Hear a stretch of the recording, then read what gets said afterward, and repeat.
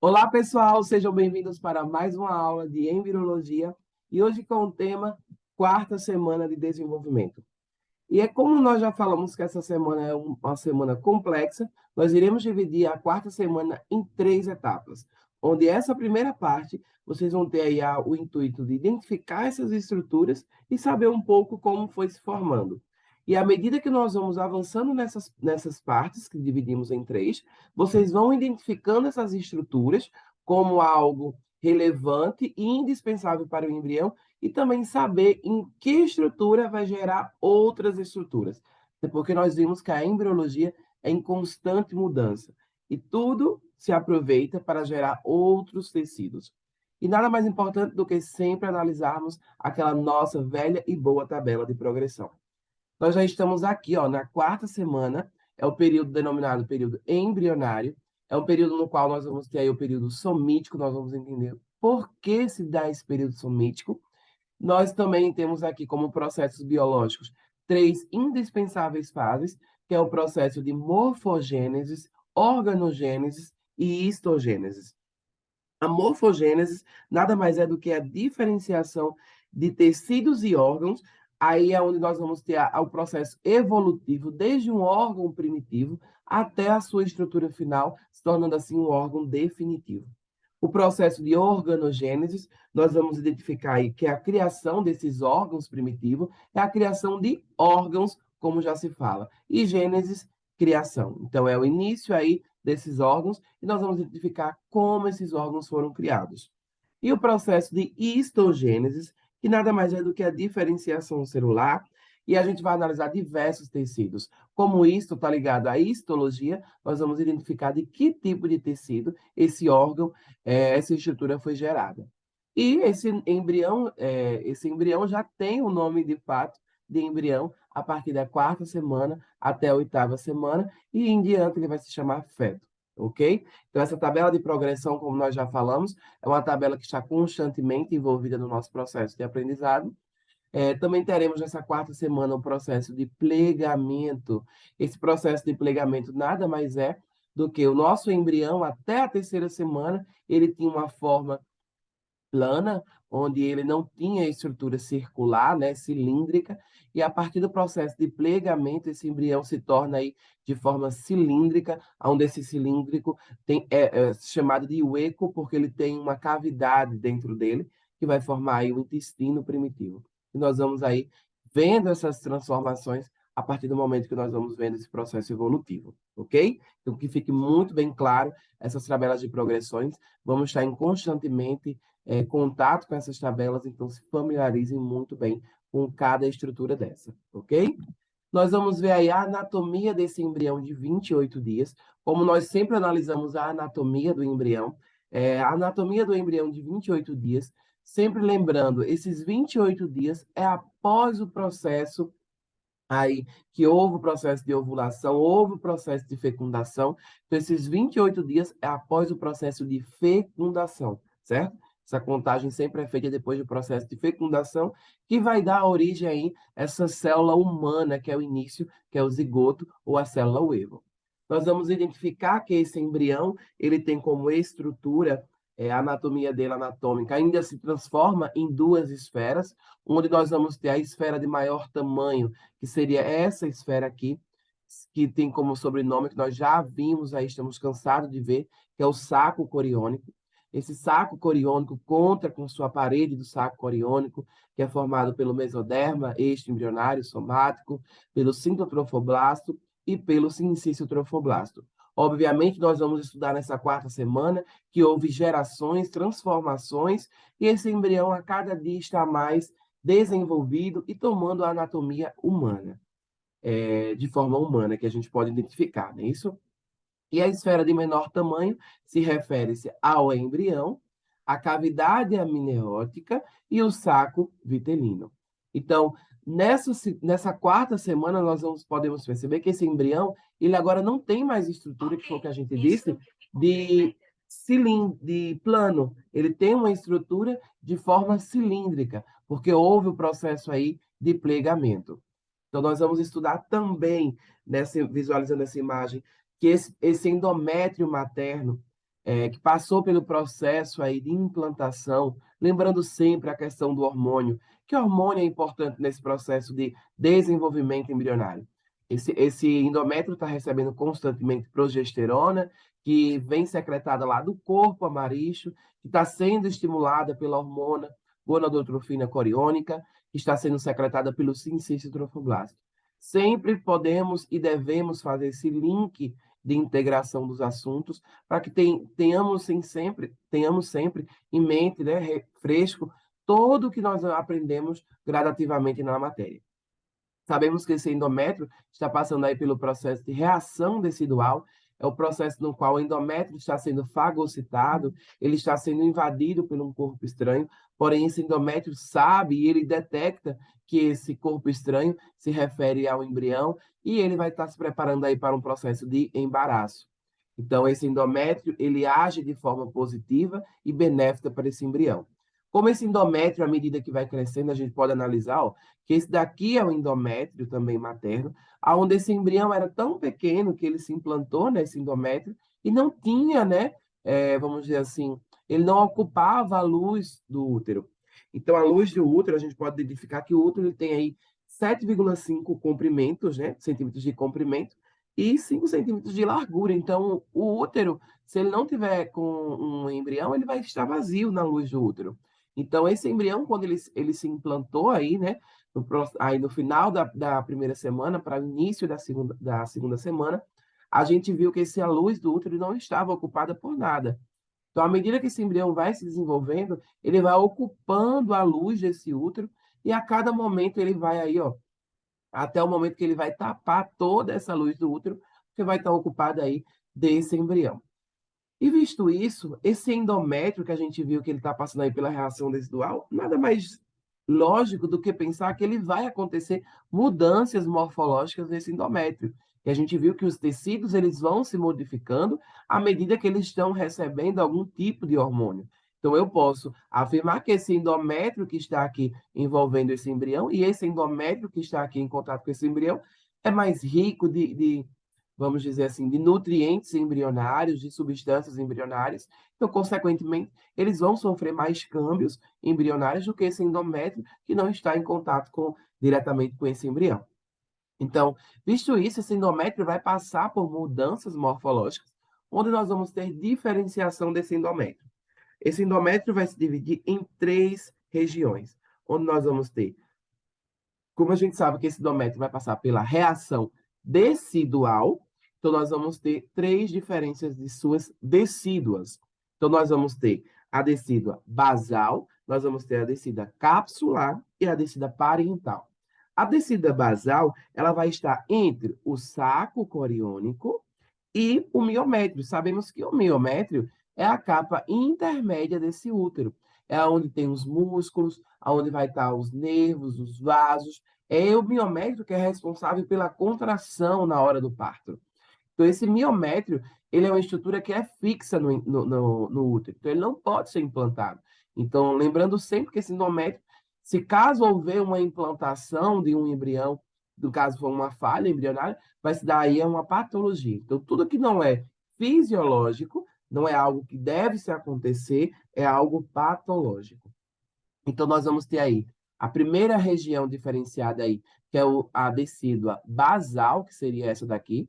Então, a decídua basal ela vai estar entre o saco coriônico e o miométrio. E vai dar origem aí à decídua basal. O segundo, a decídua que nós vamos ter é a decídua capsular. O nome mesmo já fala. Se é uma cápsula, é a decídua que está envolvendo esse embrião. Então, essa daqui é chamada de decídua capsular. E nós vamos ter essa decídua capsular está entre quem? O saco coriônico e a luz do útero. Sempre visualizando a imagem e tentando aí identificar onde seria essa região. E nós vamos ter a decídua, que é essa decídua que vai levar toda essa parede, por isso que ela tem o nome de decídua parental, vem de parede. Então, é toda a parede do útero que não tem contato com esse embrião. Então, se chama aí decídua parental. É correto afirmar que, à medida que esse embrião vai crescendo, se se desenvolvendo, esse miométrio também vai aumentar de tamanho à medida que esse embrião for desenvolvendo. E, como a gente sabe que essa luz do útero será um espaço pequeno para esse embrião, é correto afirmar que essa descida capsular, à medida que ela vai crescendo, esse embrião vai crescendo, ela vai entrar em contato com essa descida parietal. Então, sempre tenham em mente. O endométrio vai passar pela reação decidual desde o momento da implantação, ele vai sofrer diferenciações, que é o processo de reação decidual, e essa decida vai se dividir em três capas. Nós vamos ter a decida basal, que está entre o saco coriônico e o miométrio, a descida capsular, que é a descida que envolve essa cápsula do saco coriônico, e a descida parietal, que é o que envolve o restante da parede uterina, ok? Nós temos que saber também, sabemos que quando esse embrião se implanta, ele vai se diferenciar em dois polos, o polo embrionário e o polo vegetativo, que nós já analisamos na primeira semana e aí também na segunda semana. Podemos identificar que esse polo embrionário foi o contato inicial com esse endométrio. Então, nesse polo embrionário, é correto afirmar que ele está mais rico de irrigação, né, sanguínea, porque isso aqui está em contato diretamente com a parte do miométrio, a parte mais profunda do endométrio. Então, aqui se formam vejosidades, que são ampliações das vejosidades, as primeiras vejosidades, as vejosidades mais antigas. E com isso, vai se dar um nome, por que córion? Córion porque vai formar parte da parede desse córion, desse saco coriônico. Então, isso vai se chamar córion vexoso ou frondoso. É algo que é grande, é algo que é expansivo. Então, isso tem o nome de córion vexoso ou frondoso e tem de origem aí embrionária, porque foi todas as estruturas do embrião que formaram esse córeo. E o restante dessa parede, aqui nós podemos ver também tem vejosidades, porém são vejosidades menores, são vejosidades em menor quantidade. Então, por essa menor quantidade e menor tamanho, vai levar o nome de córion calvo ou leve. Então, esse córion calvo ou leve ele vai estar presente sempre nessa parte, né, desse polo vegetativo, que é aquele que não teve contato diretamente em primeiro contato com o endométrio. Então, já podemos destacar que depender do polo onde ele se encontra, vai ter especificidades dos córions diferentes. O polo embrionário vai se chamar aqui vejosidades, córion vexoso ou córion frondoso. E esse córion que tem contato aqui onde seria mais ou menos o polo vegetativo desse embrião, vai se chamar córion calvo ou leve, em virtude de poucas quantidades de vejosidades e também aí de menor tamanho, como a gente pode visualizar. Sabemos sempre que esse embrião, essa menor esfera de menor tamanho, né, formada pelo embrião, o saco, a cavidade amniótica e o saco vitelino. Podemos identificar também, ó, que esse embrião passou por transformações. Que transformações foram essas? Essa aqui é uma imagem de um embrião de terceira semana, onde a gente poderia identificar que esse embrião de terceira semana, ele era um embrião plano, certo? Ele tinha forma plana, ele não era cilíndrico, ele não tinha uma cavidade oca dentro dele. A partir da quarta semana, a gente vai estudar muito bem esse processo de ligamento, porém vai ser na terceira parte do nosso estudo. Então, agora eu quero que vocês saibam que o embrião, na quarta semana, passou pelo processo de plegamento. Esse processo de plegamento, o que consiste? O embrião de terceira semana era um embrião plano, e esse processo de plegamento transformou ele de forma cilíndrica. Então, esse embrião, ele se transformou de forma cilíndrica com o plegamento.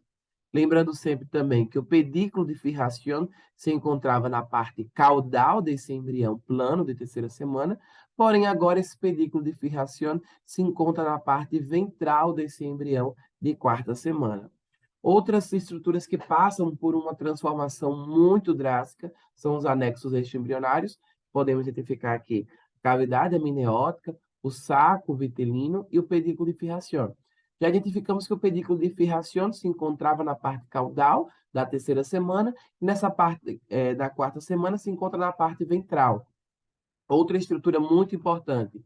Temos que identificar que essa parte aqui, que era ventral, é como se ela fosse entrar e se transformasse aqui. Então, tudo que essa parte cefálica, ela vai vir para cá. Então, o que acontece? Aqui embaixo eu tinha um saco vitelino. Então, esse saco vitelino, ele foi estrangulado. Estrangulado de que forma? Agora eu tenho uma parte do saco vitelino dentro desse embrião, que vai formar aí um conduto central, e esse conduto central tem como sobrenome intestino primitivo, e a metade que ficou para fora é aí o saco vitelino, que agora tem menor tamanho. Por quê? Eu tinha um saco vitelino e agora esse saco vitelino foi dividido por dois. Metade ficou dentro do embrião, aonde? Deixa eu riscar aqui. Aonde essa parte aqui, ela fez isso, ó. Encaixou aqui. Então, consequentemente, essa parte do saco vitelino ficou para dentro. E essa parte aqui que tem como sobrenome, é um conduto central, que tem como sobrenome intestino primitivo. E o que restou desse saco vitelino ficou aqui na frente, ó. Então, esse saco vitelino ele diminuiu o seu tamanho drasticamente. Então, essa parte do ectodérmico também ficou superficial, o miométrio ficou intermédio. Então, as três camadas que nós tínhamos na quarta semana, elas continuaram. Então, eu posso afirmar que esse corpo, esse embrião cilíndrico, ele tem três capas concêntricas que vão formar toda a sua estrutura, aonde? Mas interno, eu vou ter o endodermo, intermédio, o mesodermo intraembrionário, e mais superficial, o ectodérmico, ok? Outras estruturas que são importantes. O saco vitelino, antes o saco vitelino, ele se encontrava onde? O saco vitelino se encontrava apenas cobrindo o ectodérmico, só que só na parte dorsal desse embrião. Como esse embrião ele fez esse processo de plegamento e esse saco vitelino ele foi para a parte ventral, então essa cavidade amniótica, né, ela agora está envolvendo todo o embrião, porque ó, aqui eu só tinha a cavidade amniótica nessa estrutura aqui. Mas o que aconteceu? A parte cefálica não veio para cá, então, consequentemente, quem foi arrastado também junto? A cavidade amniótica. Então, a cavidade amniótica, nesse momento, ela reveste, ela envolve todo esse embrião. Então, nesse momento aqui, essa cavidade amniótica envolve todo o embrião. É correto afirmar também que aqui a gente poderia observar que essa cavidade amniótica só cobriu o ectodérmico. Aqui também, ela só cobre o ectodérmico. Mas por que ela teve essa expansão? Porque esse ectodérmico aqui veio para a parte, se juntou com a outra parte, que é a parte caudal. Então, consequentemente, o que é que aconteceu? Essa cavidade amniótica agora cobre todo esse embrião. E podemos destacar também que, em meio a essas mudanças, esse saco vitelino, por exemplo, eu tenho esse saco vitelino que ele ficou encurtado, né? Esse saco vitelino eu vou ter uma parte intraembrionária, que vai formar o meu intestino primitivo, e eu vou ter o saco vitelino na parte externa aí, que é uma parte de menor tamanho. Quem vai ligar essas estruturas é essa estrutura aqui, que é uma estrutura de menor tamanho, vamos dizer que é um tubo mais fino, e ele vai se chamar conduto vitelino. O interessante e o fácil de gravar é que as estruturas sempre vai ter remeter à estrutura principal.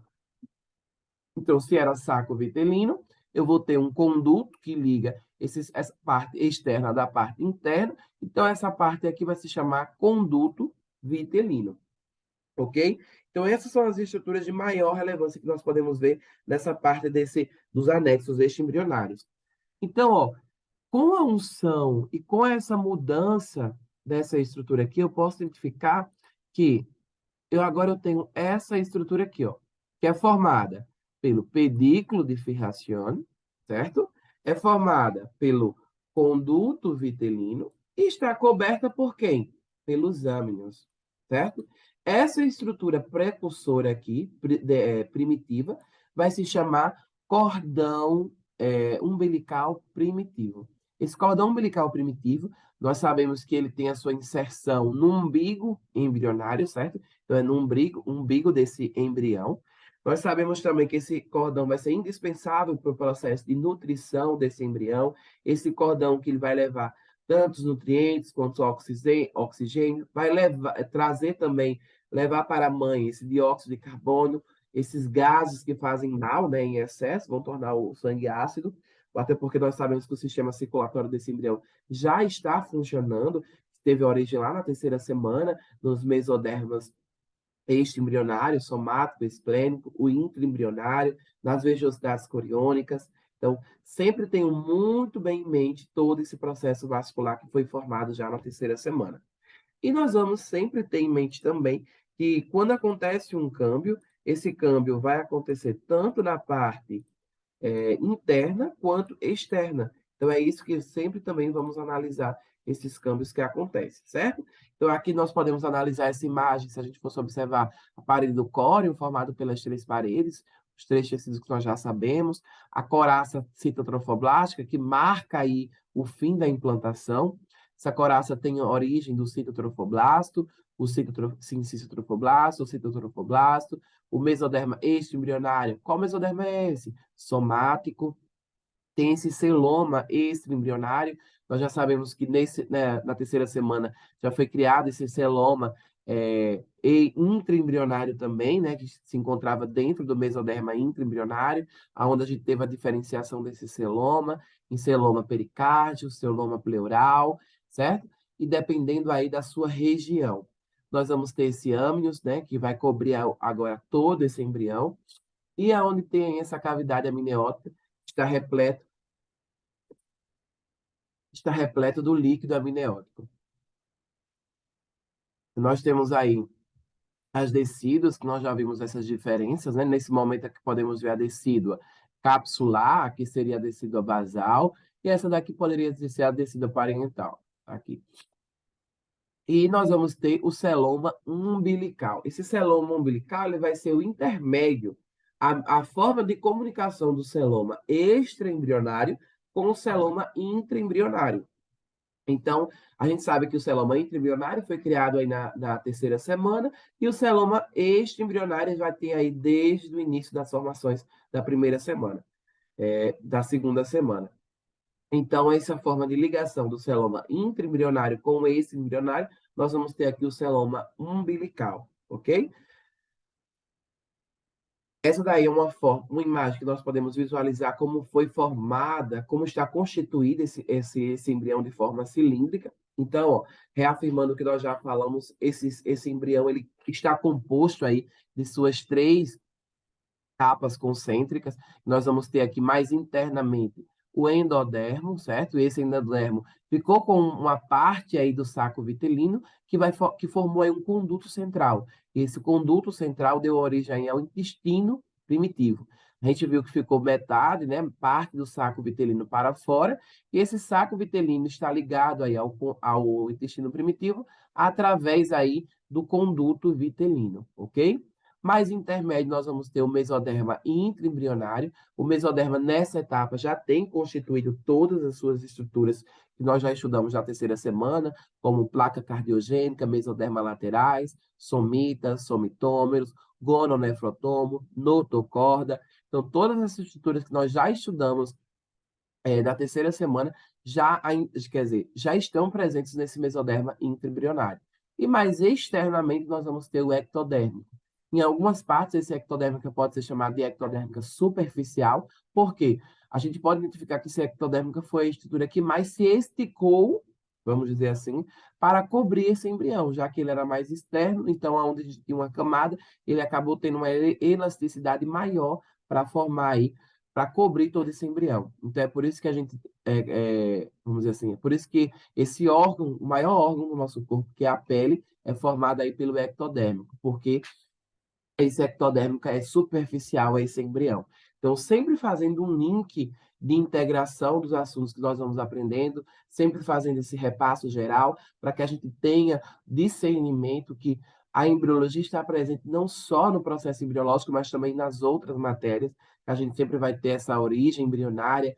Então, quando na histologia, quando vocês forem analisar um tecido epitelial, vocês vão saber que esse tecido epitelial teve de origem ectodérmica, porque ela ficou na parte superficial. Então, a gente vai ver a origem do mesoderma, que eles vão gerar ossos, cartílagos e assim sucessivamente. E o endoderma vai gerar toda essa parte aí do nosso trato digestivo, vai formar também parte do trato respiratório, e a gente vai trabalhar muito bem cada assunto desse, ok? Agora a gente vai analisar aí o aspecto externo desse embrião. Como a gente bem falou, esse embrião ele passou pelo processo de plegamento, que é onde ele era de forma aqui, ó, plana, e ele agora se transformou de forma cilíndrica. Esse processo não foi do dia para a noite, né? Ele acontece aí na quarta semana, mas a gente pode perceber que esse processo é gradativo, ele vai acontecendo até o momento que ele vai acontecer de fato, ter o fechamento dessa forma cilíndrica, porém esse cilíndrico aí vai formar, ele tem um espaço dentro dele, né? Tem origem do saco vitelino, que vai formar aí o intestino primitivo. Então, é por isso que é correto afirmar que esse embrião, na aparência externa dele, ele tem o seu dorso convexo, né? Lembrando aí da anatomia, as estruturas anatômicas, né? Convexo, porque está para fora, então ele vai formar essa forma cilíndrica.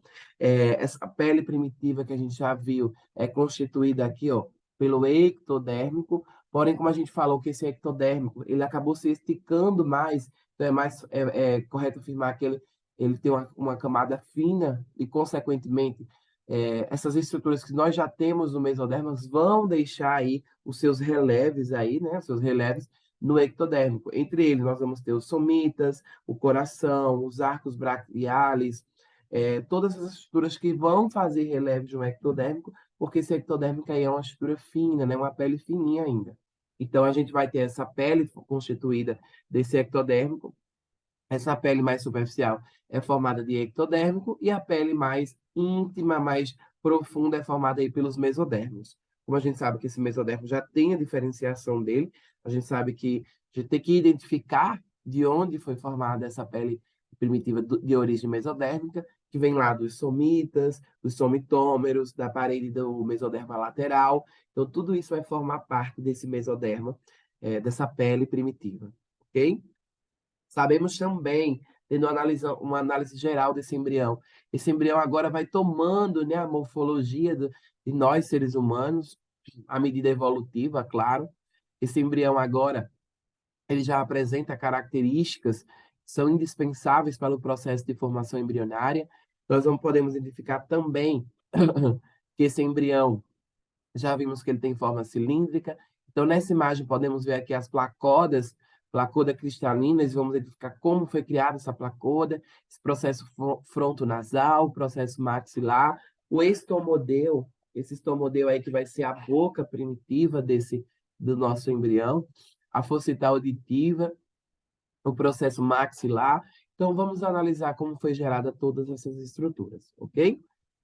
Essa imagem é perfeita porque nela a gente consegue ver a evolução gradativa antes de tudo.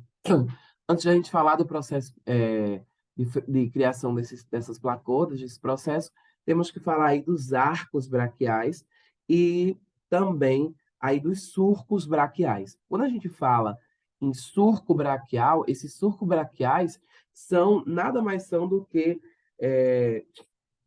estruturas que a gente vai, que são depressões ectodérmicas que entram e invaginam o mesodermo. Então, se eu tenho, por exemplo, se eu tenho o ectodérmico, o mesoderma, e eu tenho invaginações do ectodérmico, consequentemente, esse ectodérmico ele vai se encontrar aqui, ó, com esse mesoderma e, consequentemente, ele vai deixar aí, ó, elevações, releves. Então, é isso que acontece. Aqui eu vou ter, ó, tudo que for um surco braquial vamos dizer assim, é uma depressão ectodérmica. Ó, depressão ectodérmica, depressão ectodérmica. E tudo que for um arco braquial vai ser nada mais do que relieves, né? Vai deixar marcas nessa estrutura, que é aí a pele primitiva, que é de origem aí do ectodérmico. Então, a gente sempre tem que saber essas estruturas que são muito, muito importantes. Sempre tenham em mente o quê? São são 6 arcos braquiais. Esses 6 arcos braquiais, nós vamos ter alguns arcos que são definitivos, vamos ter alguns arcos que vão desaparecer, mas vamos estudando à medida que Estamos vendo de forma gradativa, ok? O que a gente tem que saber inicialmente? O primeiro arco braquial, que é esse arco aqui, esse primeiro arco braquial que está formado por esse daqui, ele vai sofrer um processo que é uma divisão. Ele vai apartar, ele vai ter uma parte aqui no meio, aonde esse aparte, ele vai formar aqui o processo maxilar. Aí esse processo maxilar, sempre lembre que os arcos a gente vai ter no lado direito e esquerdo do embrião, certo? Então, ó, o processo maxilar, ele tem dois processos maxilar, um no lado direito e um no lado esquerdo. Já o processo mandibular, eles vêm e se fundem no centro. Então, o processo mandibular vai se tornar apenas uma estrutura ímpar, que vocês vão estudar na anatomia, que é um dos ossos do crânio de estrutura ímpar, que vai formar aí a nossa mandíbula. Já o maxilar, não. Esse maxilar, quando ele for se unir na estrutura do maxilar, mesmo assim ele vai ser uma estrutura par. Então, quando a gente for mencionar os ossos do nosso crânio, a gente vai dizer que o maxilar é um osso par, porque vai ter um osso direito e um esquerdo. Já a mandíbula, não, ele vai ser um osso ímpar, porque ele vai ter sua função desde o início embriológico. E com isso, consequentemente, essas duas estruturas aqui estão formadas pelo primeiro arco braquial. Então, pergunta de prova, o que é que forma o primeiro arco braquial? Vai formar aí o processo mandibular e o processo maxilar embrionária. Ok? Então, aqui a gente já vai ter o processo maxilar e o processo mandibular. Esse processo maxilar vai formar não só o maxilar superior, mas também as que é chamado de merrixas, que são as bochechas, certo? E esse processo mandibular vai formar aí a nossa mandíbula. Entre eles, aqui nós vamos ter, ó, o estomodeu ou boca primitiva. Esse estomodeu ou boca primitiva, eles surgem no local que a gente conhecia como membrana bucofaríngea. Essa membrana a gente vem estudando aí desde o processo da segunda semana, né? Essa membrana bucofaríngea foi se criando com a criação de duas capas. Na terceira semana se criou três capas, mas essas membranas, tanto bucofaríngea quanto cloacal, continuou com apenas duas capas. E esse estomodeu aí uma estrutura que foi gerada no local dessa membrana bucofaríngea, se criou aí esse estomodeu. Podemos identificar também que esse estomodeu ou boca primitiva, superiormente a ele, nós vamos ter toda essa estrutura que é de muito grande, que se chama processo frontonasal.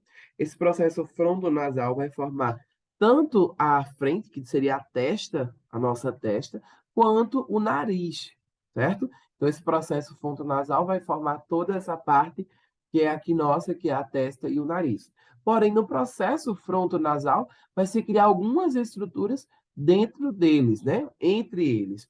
Uma delas é as placodas cristalinas, aí que nós podemos identificar que é formada na parte centrolateral desse processo frontonasal. Essas placodas cristalinas vão se dar a origem nos nossos olhos.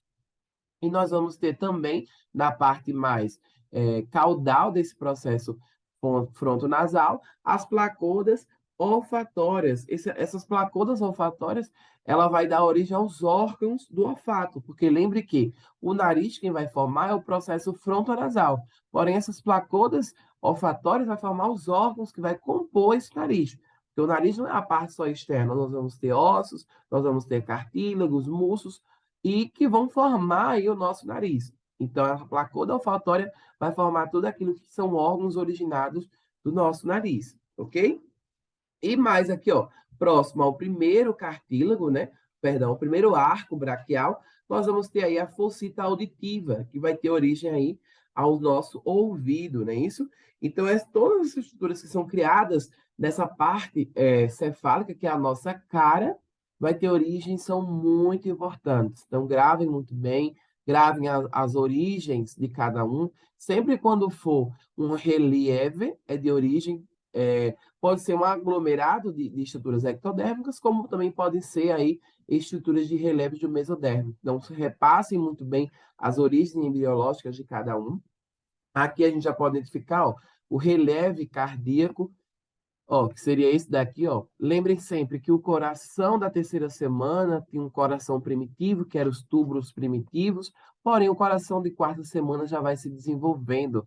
Nessa quarta semana, a gente vai ver que o coração teve um salto muito grande. A gente vai estudar aí nas próximas partes da quarta semana a evolução desse coração, como aconteceu, e é um assunto muito gostoso de se ver, ok? Então, a gente pode analisar, ó, que a pele desse embrião tem de origem ectodérmica. A gente vai encontrar aqui os releves, ó, das somitas, os releves dos arcos, do coração e algumas estruturas que são muito importantes para esse embrião, ok? Vamos analisar esse embrião também de forma interna, vamos analisar esse embrião também de forma ventral, né, a parte anterior desse embrião. Aqui a gente pode ver estruturas que são indispensáveis. Aqui vocês podem visualizar estruturas que já se desenvolveram nessa quarta semana. E uma das estruturas que são muito importantes é o cordão umbilical, que a gente já viu que esse cordão umbilical é formado, né, pelo espendículo de Firracion, está formado aí pelo alontóides e vasos vitelinos, né? Ou alontóides, as artérias e veias que a gente já estudou na terceira semana, o conduto vitelino, que esse conduto vitelino, né, é a ligação do conduto central. Vocês podem perceber que esse conduto central, ó, formou e gerou tudo isso daqui, ó, que seria o intestino primitivo. Aí depois esse intestino primitivo vai se diferenciar em estômago, intestino delgado, duodeno, jejum, íleon, intestino grosso, todos os cólons, que a gente vai estudar a medida gradativa, certo? Respeitem o processo de aprendizagem. Eu sei que a gente quer saber sempre mais, mas respeitem o processo de aprendizagem para que vocês não fiquem confusos. Então, vão estudando à medida que a gente vai passando os assuntos. Aqui a gente pode ver que a gente tem a entrada, né? Vai formar aqui o ectodeu.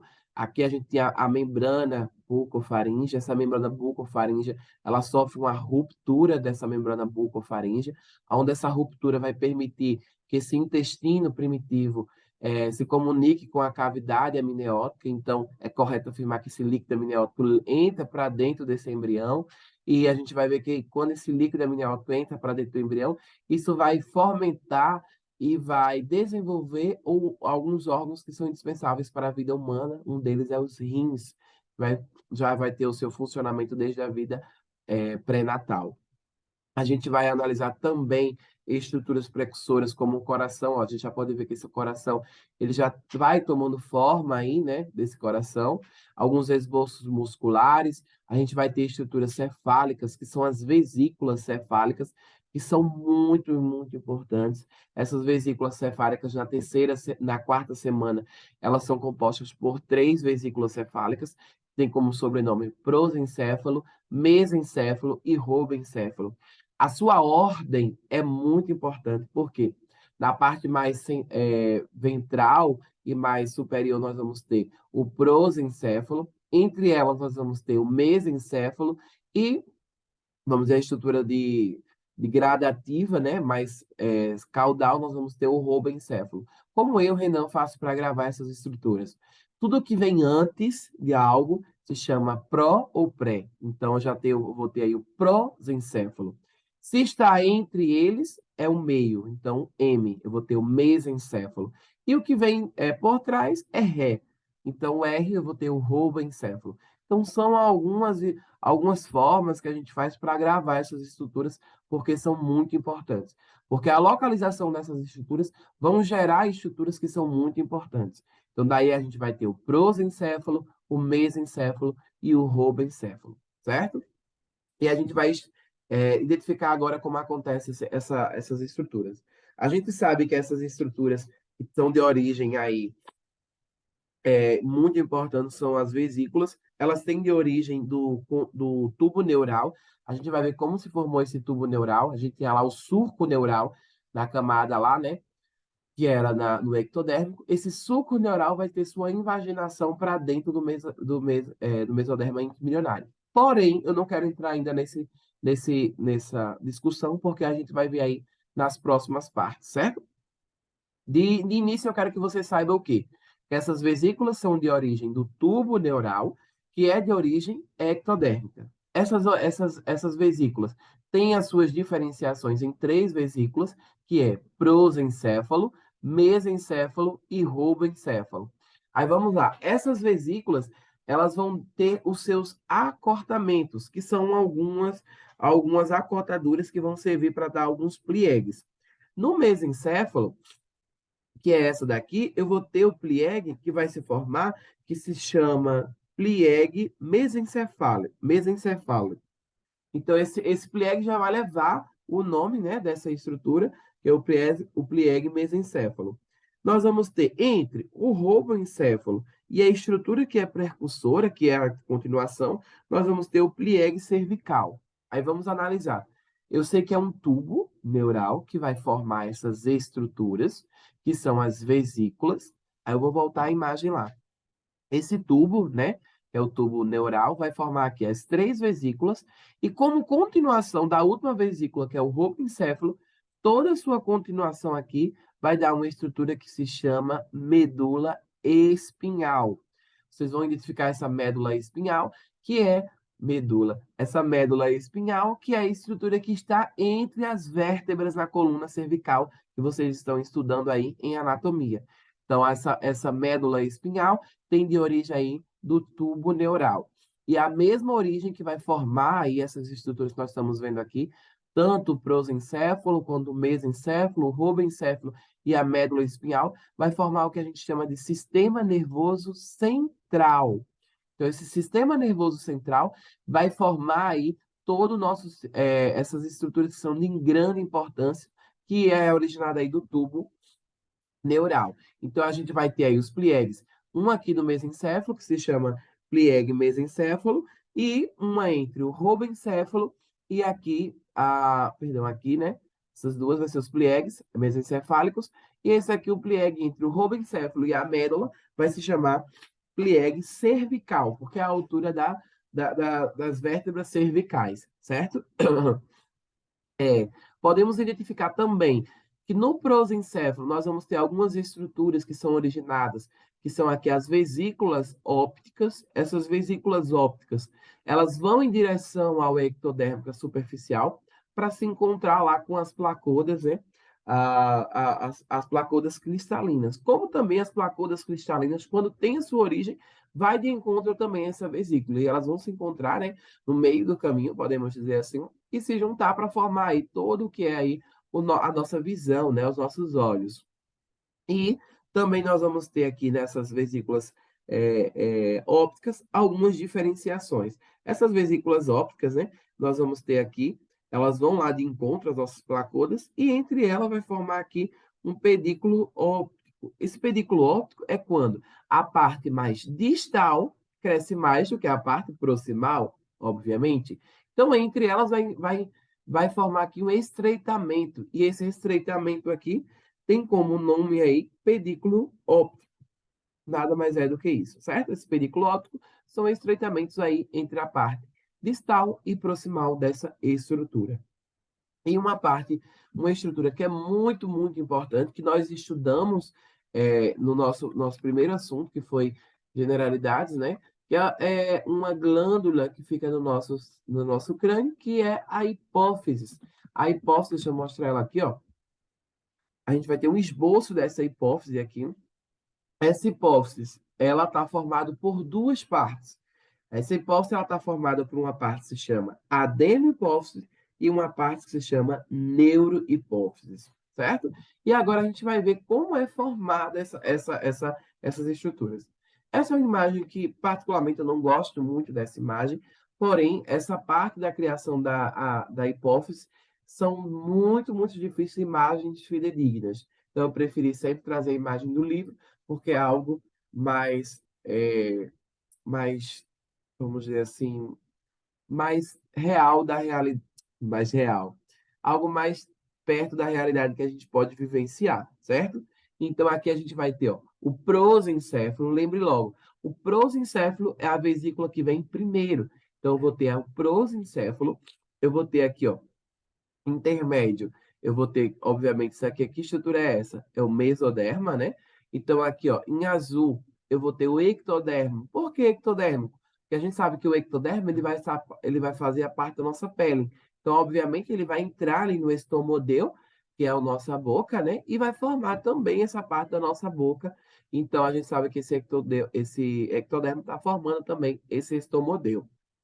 Nesse estomodeu, nós vamos também ter algumas estruturas que são muito importantes. Ó. Aqui a gente já vai ver o endodermo. Por que endodermo? Porque isso aqui já seria a parte já do nosso início do nosso intestino primitivo, que a gente pode dizer que é o nosso esôfago, né? O órgão primitivo do nosso esôfago, que é a forma de continuar, né? De ligar a nossa boca com o nosso estômago. Tudo isso a gente vai estudar muito bem. E essa daqui vai se formar a membrana bucofaríngea, que estava aí unindo, né, ó, tanto essa parte ectodérmica, que é do estomodeu, quanto essa parte aqui endodérmica, que era do nosso intestino primitivo. Só que a gente sabe que essa membrana bucofaríngea, ela tem a sua ruptura. Então, ó, vamos lá. A hipófise. Como é formada a hipófise? A gente já está vendo aqui que a gente vai ter, ó, um esboço da neurohipófise. A gente já viu que a hipófise é formada por duas partes a adenopófise e a neurohipófise. Então, a neurohipófise nada mais é do que um brote maciço que é formada pelo piso do prosencéfalo. Aí vamos voltar lá à imagem. Eu tenho aqui o prosencéfalo, certo? Então, essa parte aqui, que é o piso do prosencéfalo, vai formar quem? A minha neurohipófise. Aí aqui, ó, eu tenho o meu estomodeu. Então, o teto do meu estomodeu, que é de origem ectodérmica, vai formar quem? A minha adenohipófise. Então, nessa imagem aqui, a gente consegue, é como se tivesse ampliado essa imagem, certo? Então, a neurohipófise é formada pelo piso do prosencéfalo e a adenohipófise é formada aí pelo o estomodeu, que é aí de origem ectodérmica. Aí vamos lá. A gente vê que essa parte da neurohipófise, ela não se formou nenhuma cavidade. Ela é apenas o quê? Uma invaginação de origem do prosencéfalo. Porém, aqui formou um espaço entre eles, uma cavidade. E essa cavidade é chamada de bolsa de Hacking. Eu não sou bom no inglês, tá? Então, é uma bolsa de Hacking. Essa bolsa de Hacking vai fazer parte aí da adenohipófise. Então, a gente sabe que a unção dessas duas estruturas vai formar aí essa adenohipófise, essa hipófise. Então, é formada pela a neurohipófise e a adenohipófise, que a gente já viu essas origens, certo? Então, relembrando, a neuro está formada pelo piso do prosencéfalo e a adenopófise está formada aí por uma evaginação ectodérmica, que é de origem aí do estomodeu.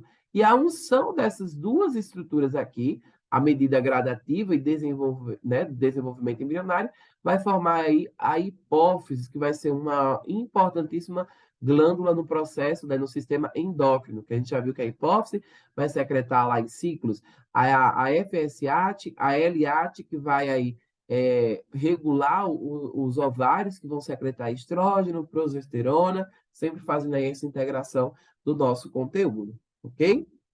Então, vamos lá. A gente viu que o nosso tubo neural vai formar aí o nosso sistema central. Entre esse tubo neural, a gente vai ter estruturas que vão estar ao lado desse tubo neural, que são aí as estruturas das crestas neurais. Essas crestas neurais têm de origem do tubo neural, certo? A gente vai ver como se formou isso nas partes que vêm, nas outras partes desse assunto. Então, essas crestas neurais é correto ensinar que ela tem várias estruturas que são precursoras, né, que eles vão dar origem. Entre elas, a mais importante que você não pode esquecer de jeito nenhum é que as crestas neurais vão dar aí origem ao sistema nervoso periférico. Porque todos os nossos nervos, né, que são eles responsáveis por levar impulsos nervosos, levar informação, tanto levar quanto receber informação sensitiva, motora, sensorial, vai formar aí o nosso sistema nervoso autônomo, nosso sistema nervoso periférico, e o nosso sistema nervoso central, que é indispensável para o nosso corpo.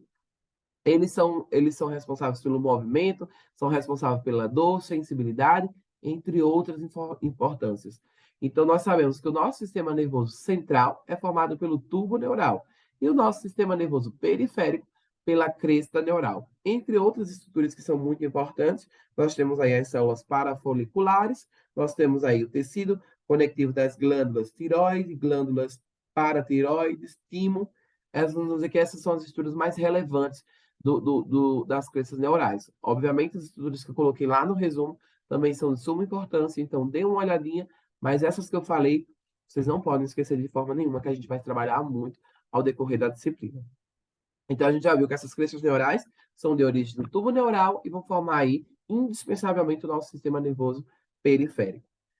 Nós vamos analisar que aqui a gente vai ter a notocorda, então é correto afirmar que esse tubo neural está entre a notocorda e aí, ó, o nosso ectodérmica general. Eu quero só voltar aqui uma estrutura para falar um pouquinho com vocês. Aqui nós vamos ter, na parte mais caudal, nós vamos ter aqui a cola desse embrião. Essa cola desse embrião vai formar estruturas que são indispensáveis. Entre elas, nós vamos ter aqui uma estrutura que tem de origem, que se chama proctodeu. Esse proctodeu, ela vai formar aí o que seria futuramente os nossos órgãos, né, do sistema genitais externos, tanto os proctodeus quanto os pliegues uretrais e genitais. Esses pliegues vão formar aí esses órgãos externos, como também vai ter uma eminência, né, superficial, né, entre eles, que essa eminência vai ter o nome de tubérculo genital.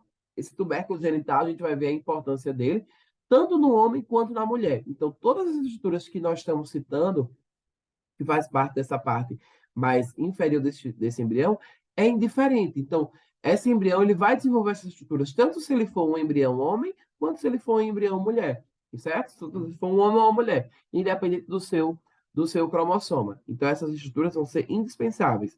Entre elas, nós vamos ter o proctodeu, que é uma membrana que está entre ele, nós vamos ter os pliegues uretrares, que estão ao redor, os pliegues genitais, e entre eles, mais superficial, né, vamos dizer assim, mais cefálico, nós vamos ter os tubérculos genitais. Todos eles são de origem mesodérmicas, que vão aí deixar os seus releves na parte ectodérmica. Então, pessoal, isso foi a nossa primeira parte. Revisem muito bem. Lembre sempre também que esse embrião ele vai ter uma cola, que é uma estrutura transitória. A gente vai ter essa estrutura, a gente vai ver que ela vai desaparecer à medida que vai se formando esse embrião. E essa cola, ela vai aí esconder um pouco aí do nosso proctodeu, certo? E a gente sabe que estruturas precursoras que a gente vai ver ao decorrer, por exemplo, tem estruturas aqui como os condutos mesencefálicos de Wolff, a gente vai estudar na medida dessa quarta semana. Então aí a gente vai vendo todas as estruturas que vocês ainda podem identificar nessa imagem. Ah, eu não sei ainda o que é isso. Não se preocupe, a gente vai ver aí à medida dessa quarta semana, ok? Então, estudem bastante, revisem bastante, olhem o vídeo uma, duas, três vezes e só passem para a segunda parte quando estiverem muito bem. Pessoal, essa foi a aula de hoje. Muito obrigado.